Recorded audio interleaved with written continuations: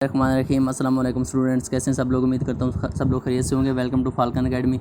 आज इस वीडियो में आपके साथ शेयर करेंगे पाक 301 के इंपॉर्टेंट क्वेश्चन जो कि फाइनल टर्म के लिए हैं, और इसमें जो भी जितने भी इंपॉर्टेंट क्वेश्चंस हैं आपके फाइनल टर्म की प्रिपरेशन के रिगार्डिंग वो सारे इसमें इंक्लूड किए गए हैं। तमाम दोस्तों से गुजारिश है चैनल को सब्सक्राइब कर लिया करें ताकि आप तक हर वीडियो आसानी से पहुँचती रहे।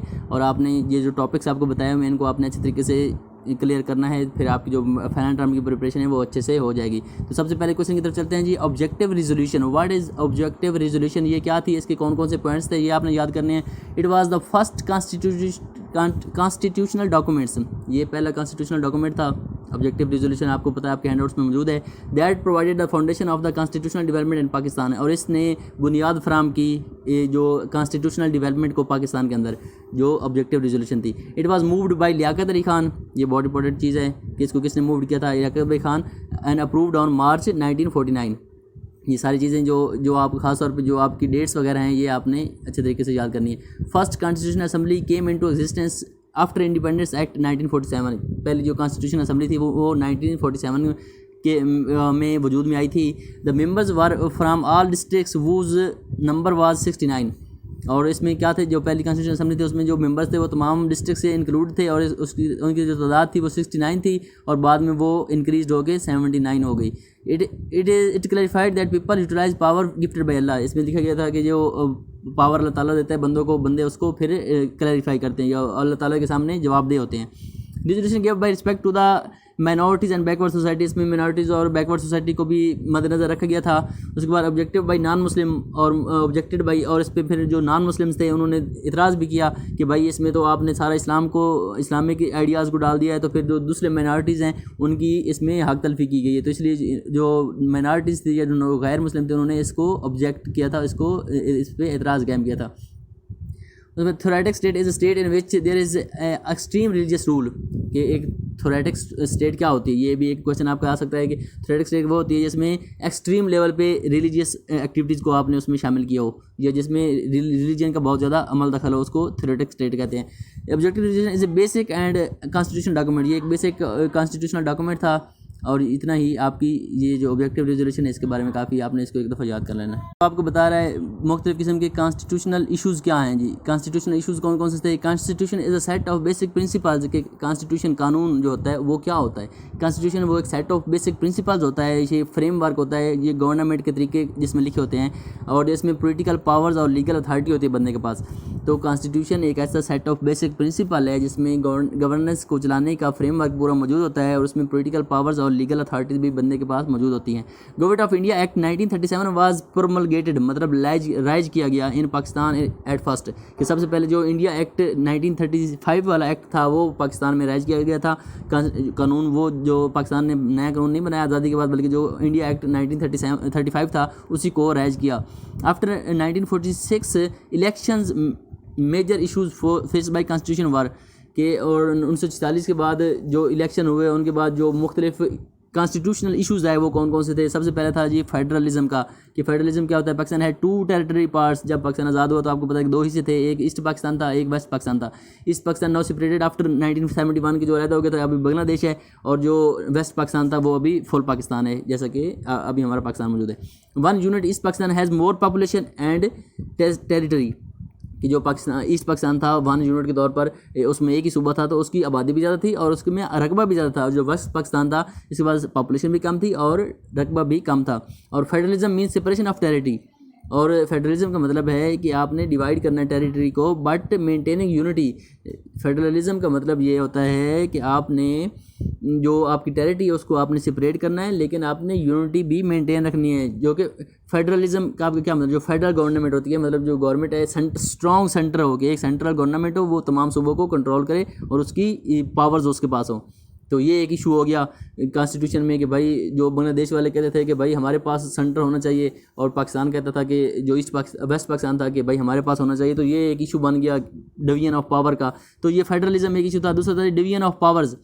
British rule gave concept of strong centre की, जो ब्रिटिश रूल है उसमें स्ट्रॉन्ग सेंटर का कंसेप्ट है कि सेंट्रल गवर्नमेंट स्ट्रांग होनी चाहिए, but promises demand provincial rights. लेकिन जो सूबे थे वो अपने हकूक मांगना शुरू हो गए। ये एक मतलब पावर का सारा मसला है ना कि भाई सूबे कहते हैं कि हम खुद मुख्तार हैं, और जो सेंटर कहता था कि फेडरल गवर्नमेंट के पास अथॉरिटी होनी चाहिए। तो ये फिर मुख्तलिफ इशूज़ पैदा हो गए ना।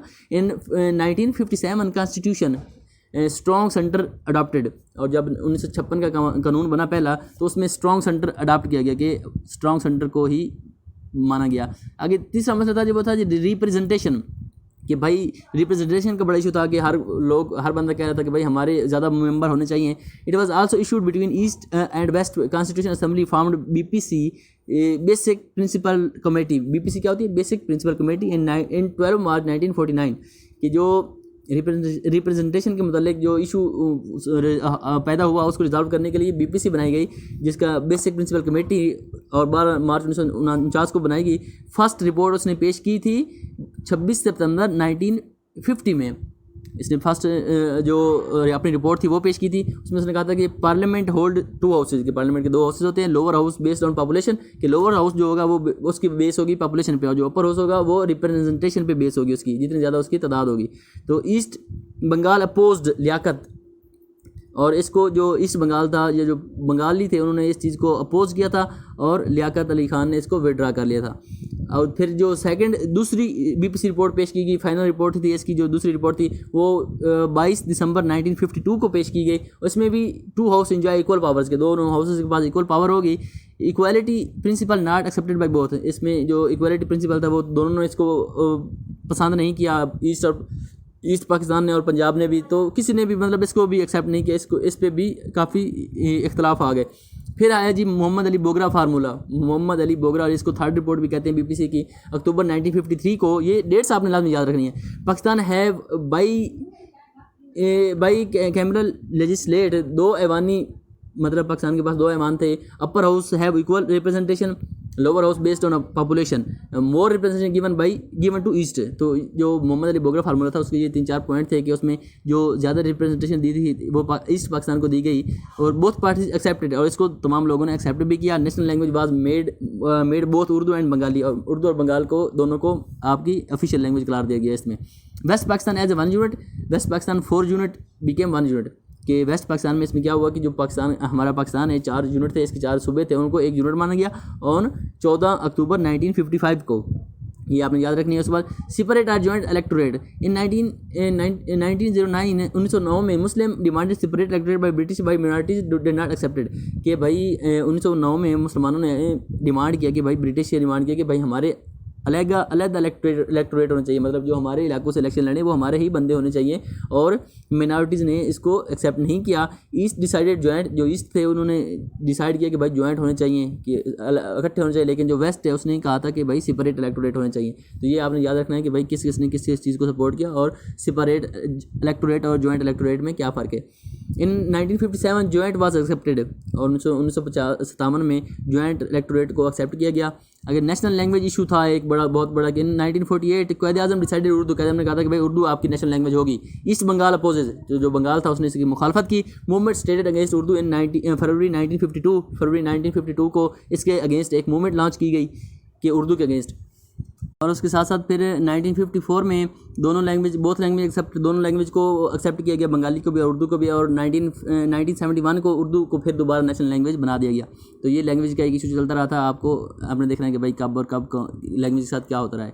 नेक्स्ट है जी पार्लियामेंट और प्रेसिडेंशियल सिस्टम, कि भाई पार्लियामेंट्री निज़ाम होना चाहिए या सदारती निज़ाम होना चाहिए। इस पर भी कन्फ्लिक्ट पैदा हो गया। Conflict was there military take over in 1958, military take over हुआ था 1958 को। In 1962 constitution presidential system adopted, के और जो 1962 का कानून था उसके अंदर जो प्रेसिडेंशियल सिस्टम था वो अडॉप्ट किया गया, सदारती निज़ाम मुतारफ़ कराया गया।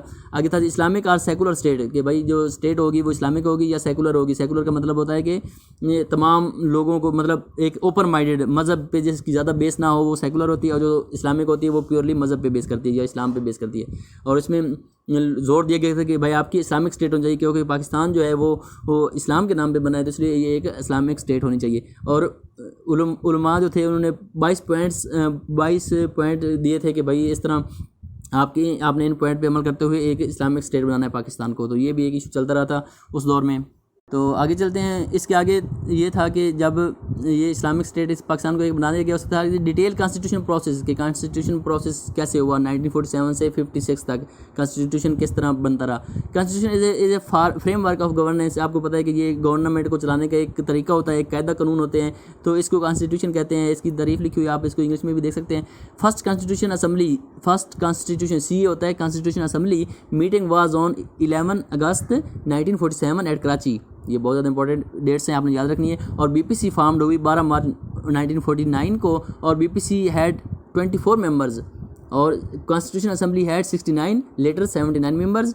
And for Islamic guidelines board of Talimat Islam setup, कि इस्लामिक के लिए, इस्लामिक गाइडलाइन के लिए जो तालीमात इस्लाम का एक बोर्ड, उलमा का एक बोर्ड सेटअप किया गया जिसको तालीमात इस्लामिया कहते थे। आगे जी, फर्स्ट बीबीसी रिपोर्ट प्रोड्यूस हुई थी 26 सितंबर 1950 को। तो ये सारी डेट्स आपने अच्छे तरीके से याद करनी है। 2 हाउसेज इसमें थे, अपर हाउस ऑन रिप्रेजेंटेशन और लोअर हाउस ऑन पॉपुलेशन। और हेड रूल्स थे, head elected by joint session for 5 years, के 5 सालों के लिए एक जॉइंट सेशन से एक हेड सेलेक्ट किया जाता था।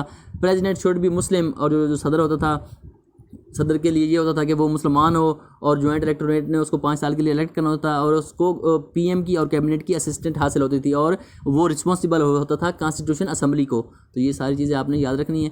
कैबिनेट रिस्पॉन्सिबल टू हाउसेज, जो कैबिनेट थी वो हाउसेज को रिस्पॉन्सिबल होगी। No mention of the national language, इसमें नेशनल लैंग्वेज को नहीं किया गया। और रिजल्ट नॉट एक्सेप्टेड, ये एक्सेप्ट नहीं किया गया। ये था 1956 का जो कानून था, वो ये जो नॉट एक्सेप्ट किया गया। आगे सेकंड बीपीसी रिपोर्ट जो हुई थी, ये भी 22 दिसंबर 1952 को पेश हुई। इसमें हेड वोट भी मुस्लिम के मुसलमान हेड होगा, both using east and equal representation होगी, और अपर हाउस में 60 बंदे होंगे, लोअर हाउस में 200 बंदे होंगे। Islamic advisory board founded, 5 member का एक इस्लामिक एडवाइजरी बोर्ड इसमें बनाया गया, और इसमें भी लैंग्वेज का कोई ज़्यादा असर नहीं दिखाया गया। पंजाब इसेंशली डिनाइड, पंजाब ने इसको डिनाई किया। प्राइम मिनिस्टर नजीमुद्दीन रिमूव्ड, इसने जो प्राइम मिनिस्टर था निजामुद्दीन, उसने इसको चैलेंज कर दिया या इसको तस्लीम नहीं किया।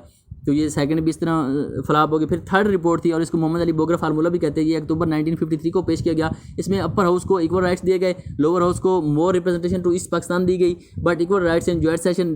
और अपर हाउस में 10-40 की रेशो थी, और लोअर हाउस में 165 और 135 की रेशो थी ईस्ट और वेस्ट में। और 30% members allowed from each zone, और जो 30% मेंबर थे वो अलाउ किए गए हर जोन से, और मेजॉरिटी एक्सेप्ट है। और ये जो मोहम्मद अली बोगरा फार्मूला था, ये एक्सेप्ट किया गया मेजॉरिटी से। और constitution assembly was exempted by governor general in October 1954 के गवर्नर, जो कॉन्स्टिट्यूशन असेंबली थी उसको गवर्नर ने अक्टूबर 1954 में रिजेक्ट किया था, ये एग्जाम्प्ट किया था। मौलवी Tamizuddin challenge it in court, और मौलवी तमीज़ुद्दीन ने इसको चैलेंज किया था कोर्ट के अंदर। और second constitution assembly Ghulam Mohammad called convention on 10 मई 1955 became on unit on October 30। West Pakistan जो था वो एक यूनिट बन गया 30 अक्टूबर 1955 को। और कॉन्स्टिट्यूशन, अब अभी कानून के बारे में पढ़ेंगे। कॉन्स्टिट्यूशन 1956 का कौन सा था? Constitution assembly present constitution in 9 जनवरी 1956 में ये जो कॉन्स्टिट्यूशन असेंबली थी उसने ये पेश किया था कानून, और अप्रूव्ड हुआ था 29 जनवरी 1956 में, और ये इम्प्लीमेंट हुआ 23 मार्च 1956। तो ये आपका सारा कॉन्स्टिट्यूशन 1956 के बारे में चीज़ें आपको बताई हुई हैं। अभी 1956 कॉन्स्टिट्यूशन में क्या क्या चीज़ें थी या किन चीज़ों पे बेस कर रहा था? इसमें 234 आर्टिकल थे और 6 शेड्यूल थे। नेम था इसका इस्लामिक रिपब्लिक ऑफ पाकिस्तान, और फीचर्स इंक्लूड, इसमें कौन कौन से फीचर्स थे? ये पार्लियामेंट्री सिस्टम था, फेडरल सिस्टम था, इसमें प्रोविंशियल स्ट्रक्चर इन्वॉल्व था, इंडिपेंडेंस जुडिशरी थी, इसके अंदर राइट्स थे लोगों के, डायरेक्टिव प्रिंसिपल थे, इस्लामिक करैक्टर थे। तो ये जो सारे इसके फीचर्स हैं, ये पार्लियामेंट्री सिस्टम था, इसमें फेडरल गवर्नमेंट होती थी, इसमें इस्लाम को बड़ी वैल्यू दी गई, और इंडिपेंडेंट जुडिशरी को इसमें राइट दिया गया। आगे ये मुख्तलिफ चीज़ें बता रहा है कि आपको कि पार्लियामेंट्री सिस्टम क्या होता है, और इसमें प्रेसिडेंट के पास लिमिटेड पावर होती है। ही वुड 45 ईयर ओल्ड बंदा हो, वो मुसलमान होना चाहिए, और नेशनल असेंबली का मेंबर होना चाहिए, और नेशनल असेंबली इसको इलेक्ट करेगी। और ये जो था ये अपॉइंट कर सकता था प्राइम मिनिस्टर को, और रिमूव भी प्राइम मिनिस्टर को कर सकता था। इसके बाद और कैबिनेट को ये रिस्पॉन्सिबल था, और जो कैबिनेट थी वो नेशनल असेंबली को रिस्पॉन्सिबल थी। और parliamentary has only 1 house, parliament को एक हाउस था। 300+ 2 women seats reserve seat field by direct election, और डायरेक्ट इलेक्शन के जरिए सीट फिल होती थी और 300 प्लस सीटें थी और 10 जो थी वो वोमेन के लिए थी। Bill present to president, bill जो थे वो प्रेसिडेंट को पेश की जाते थे और उसके साइन के बाद वो लॉ बनते थे। तो national assembly can not control executive, जो नेशनल असेंबली थी वो कंट्रोल करती थी तमाम चीज़ों को। और जो फेडरल सिस्टम है उसमें क्या होता है, लिस्ट बाई कॉन्स्टिट्यूशन, और इसमें federal provincial concurrent to provinces were in federation, कि ये एक फेडरल सिस्टम था। इसमें एक लिस्ट ऑफ कॉन्स्टिट्यूशन होती है कि फेडरल सिस्टम हो, इसमें सूबे भी इन्वॉल्व होते हैं, और जो 2 प्रोविंसेस थे वो इसमें फेडरल सिस्टम का हिस्सा थे। एक वेस्ट पाकिस्तान का सूबा था और एक ईस्ट पाकिस्तान का, 2 ही सूबे इसमें रखे गए थे 1956 के राह में। और प्रोविंशियल स्ट्रक्चर की बात करें तो उसमें असेंबली फॉर एवरी प्रोविंस, हर सूबे की अपनी असेंबली थी, और power given to chief minister, और चीफ मिनिस्टर और कैबिनेट के पास पावर थी इसमें। आगे इंडिपेंडेंट जुडिशरी इसके पास थी कि भाई जो अदालतें थी वो आज़ाद थी, उनको सुप्रीम पावर दी गई थी, वो अपने नेशनल और वो अपने जो डिसीजन थे उनमें वो आज़ाद थी। और इसमें वैलिडिटी फ्राम 23 मार्च 1956 से लेकर 7 अक्टूबर 1958 तक ये कानून था, इफेक्टिव रहा था। आगे चलते 1962 का कॉन्स्टिट्यूशन है, इसमें military take over on 7 October 1958 and Ayub Khan became chief martial law administrator. ये आपने डेट याद रखनी है कि भाई कब मार्शल लॉ लगा था। बेसिक डेमोक्रेसीज इंट्रोड्यूस्ड इन 1959 में, बेसिक डेमोक्रेसी जो वो इंट्रोड्यूस हुई, हैविंग 4000 मेंबर्स इसमें थे। और कॉन्स्टिट्यूशन कमीशन इस्टेब्लिश इन 1960, जो कॉन्स्टिट्यूशन कमीशन था वो 1960 में इस्टेब्लिश हुआ under chairmanship of justice Shahabuddin की चेयरमैनशिप के अंदर। आगे जी कॉन्स्टिट्यूशन वाज अनाउंस्ड इन, ये अनाउंस हुआ था 1 मार्च 1962 को, और national assembly and PA elections were in April, और अप्रैल जो इलेक्शन हुए थे वो अप्रैल मई में 1962 में हुए थे। और ये जो नाफिजुल अमल हुआ ये 3 जून 1962 को हुआ, और इसके में 250 आर्टिकल थे और 5 शेड्यूल थे इसके। It was totally presidential law, और ये प्रेसिडेंशियल किस्म का कानून था, इसमें सदारती निज़ाम था ये। और प्रेसिडेंशियल शुड भी मुस्लिम और 40 साल से ऊपर का हो, और कैबिनेट को वो रिस्पॉन्सिबल होगा। नेशनल असेंबली कि एक हाउस होगा, और it has 150 seats plus 6 seats reserved. और political parties act was introduce in 1962। Advisory council for Islamic ideology consisting of 5 to 12 members. तो ये सारी जो डेट्स हैं स्पेशली आपने याद रखनी है। और वैलिडिटी ये वैलिड कब तक रहा, 8 जून 1962 से लेकर 25 मार्च 1969 तक ये वैलिड रहा था। आगे चलते जी कानून जो है 1973 कॉन्स्टिट्यूशन है जी। Second chief martial law was Yahya Khan, जो सेकंड चीफ मार्शल लॉ था वो याह्या खान था, और इसने मार्शल लॉ लगाया था 25 मार्च 1969 को। और इसने जुल्फ़िकार अली भुट्टो की हुकूमत को ही again handed power to Zulfikar Ali Bhutto in 20 दिसंबर 1971 को इसने हैंड ओवर पावर की अपनी किसको, जुल्फ़िकार अली भुट्टो को। न्यू कॉन्स्टिट्यूशन वाज अप्रूव्ड, और न्यू कानून बनाया गया जी 10 अप्रैल 1973 को, और इन्फोर्स हुआ 14 अगस्त 1973 को। आपने देखना है कि भाई बना कब और इम्प्लीमेंट कब हुआ। और ये टोटली पार्लियामेंट्री सिस्टम था। PM जो था वो हेड ऑफ द स्टेट था, और इसमें नेशनल असेंबली को आंसरेबल था वो, और वो मुस्लिम होगा और 45 साल से कम होगा, और 2 हाउसेज होंगे पार्लियामेंट के, और एक सेनेट होगा, एक नेशनल असेंबली होगी। और सेनेट में जो रिप्रेजेंटेशन होगी वो प्रोविंसेस को होगी, और इसमें सीट्स होगी 64-63 देन 100 होगी बाद में। और जो नेशनल असेंबली थी लोअर हाउस होगा बेस्ड ऑन पॉपुलेशन, और पॉपुलेशन पे बेस करेगा। तो ये पार्लियामेंट्री निज़ाम जो कि आज भी चल रहा है। और सीट इसमें होगी 310 सीट, और 9 पहले थी, और अभी 210 पहले थी, अभी हो गई हैं 342 सीटें। और डायरेक्ट इलेक्शन होते थे। नेशनल असेंबली वाज पावरफुल, और नेशनल असेंबली जो वो पावर उसके पास थी। Federal Shariah court added in 1981 Islamic provision, और इसमें फिर फेडरल शरिया कोर्ट 1981 से शुरू की गई। उसके बाद नेशनल लैंग्वेज उर्दू थी इसमें।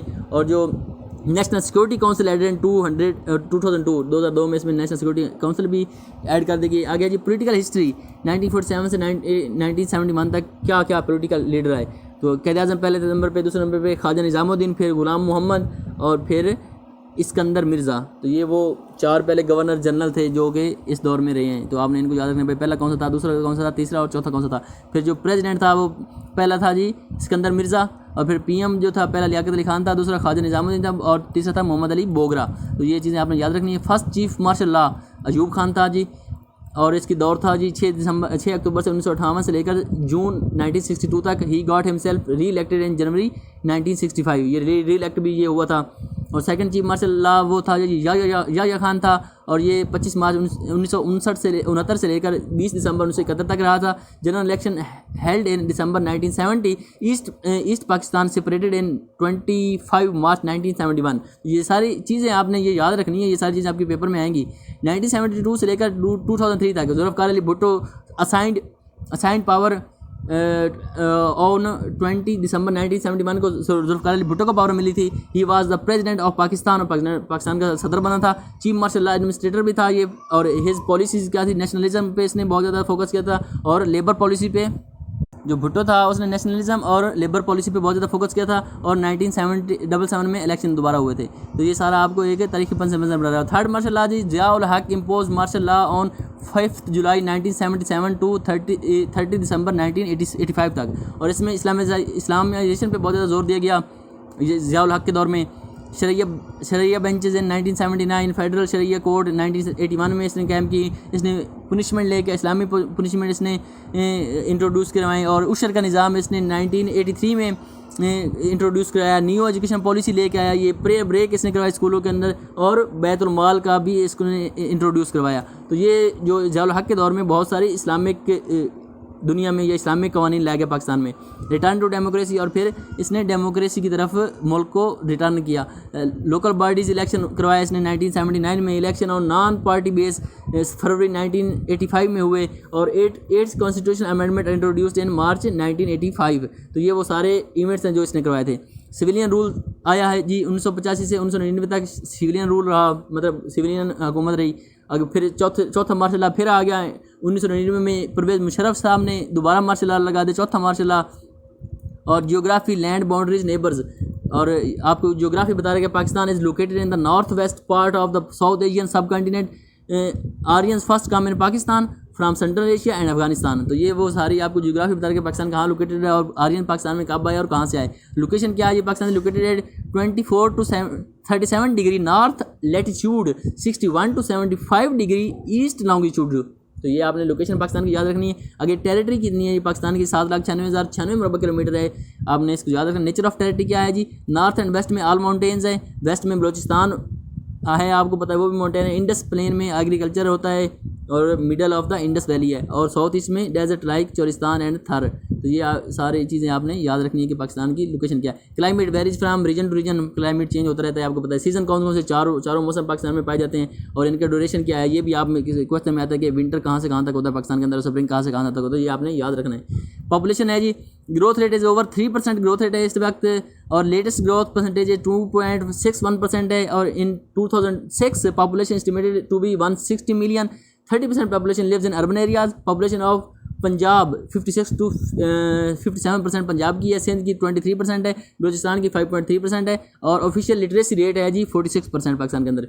ये सारी चीज़ें आपने याद रखनी है, ये सारी चीज़ें आपके पेपर में आएंगी। और नेचुरल रिसोर्सेज बहुत ज़्यादा हैं पाकिस्तान के पास, आयरन क्रोमाइट है, जिप्सम है, और ये कहाँ पाया जाता है ये भी आपके सामने आगे लिखा हुआ है, आपने इनको देखना। सल्फर है, कोल पाया जाता है, ऑयल पाया जाता है, गैस है, यूरेनियम है। तो ये सारे पाकिस्तान जो कुदरती वसाइल हैं उनसे माला माल है, आपने देख लिया है। और फॉरेस्ट है जी 25% area should be covered with forest. Pakistan has 4 to 5% area, कि पूरी दुनिया का 25% हिस्सा जो है वो जंगलात से घिरा हुआ है, जिनमें से 4 से 5% हिस्सा वो पाकिस्तान के अंदर है। एग्रीकल्चर पाकिस्तान के अंदर 70% से ज़्यादा जो रूरल एरियाज़ के लोग हैं वो एग्रीकल्चर के साथ इन्वॉल्व हैं। Over 50% engage with agro based, मतलब ज़्यादा से ज़्यादा एग्रीकल्चर मुल्क है पाकिस्तान। और जो शेयर ऑफ एग्रीकल्चर है GDP के अंदर वो 26% है।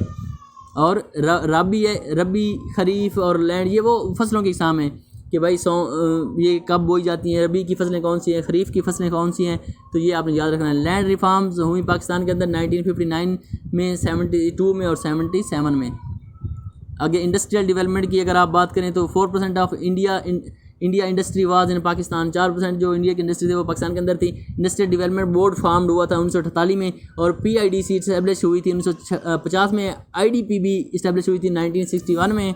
और in early 1990s people party government policy change, they followed the policy of D nationalisation and privatisation. और फिर जो पीपल पार्टी थी 1990 में उन्होंने प्राइवेटाइजेशन की तरफ लेके आई थी, और उसने डी नेशनलिज्म की तरफ लेके आई, और फॉरेन डायरेक्ट इन्वेस्टमेंट FDI को कहते हैं। तो ये सारी आप देख सकते हैं। एजुकेशन इन पाकिस्तान, एजुकेशन की बात करें तो लिटरेसी रेट 46% है। स्कूल जो हैं वो पेपर घोष स्कूल हैं बहुत सारे, आपको पता है कि सिर्फ पेपर पे स्कूल मौजूद हैं, और एजुकेशन का निज़ाम इतना ज़्यादा अच्छा नहीं है। और डिस्टेंस एजुकेशन थ्रू TV और बुक्स और इंटरनेट के भी मौजूद है, जैसे कि आपको पता है कि वर्चुअल यूनिवर्सिटी की भी आप मिसाल ले सकते हैं। फॉरेन पॉलिसी ऑफ पाकिस्तान क्या है कि US का हमेशा पाकिस्तान दोस्त रहा है, चाइना के साथ हमारे अच्छे तल्लुकात है, UN के साथ हमारे अच्छे तल्लुकात हैं। हम न्यूक्लियर पावर पाकिस्तान बन चुका है, और हमारा जो न्यूक्लियर प्लांट है वो दुनिया में बहुत ज़्यादा अहमियत रखता है। तो ये पाकिस्तान की बारे में सारा था। पाकिस्तान एंड मुस्लिम वर्ल्ड के साथ हमारे क्या तल्लुकात है। फर्स्ट OIC इन रबात 1969 में हुई थी। सेकंड OIC लाहौर में हुई थी जी 1974 में। RCD क्या है, रीजनल कॉर्पोरेशन डेवलपमेंट है जी। रिलेशन विद पाकिस्तान अदर ममालिक, ईरान के साथ हमारे अच्छे तल्लुकात हैं, इजिप्ट के साथ हमारे अच्छे तल्लुकात हैं। तो आपने ये सारी चीज़ें एक दफ़ा देख लेनी है और इनमें जो डेट्स हैं वो आपने अच्छे तरीके से याद कर लेनी है। अफ़गानिस्तान के साथ आपको पता है कि हमारे अच्छे तल्लुकात हैं और ये सारी चीज़ें आपने अपने ज़हन नशीन कर लेनी है।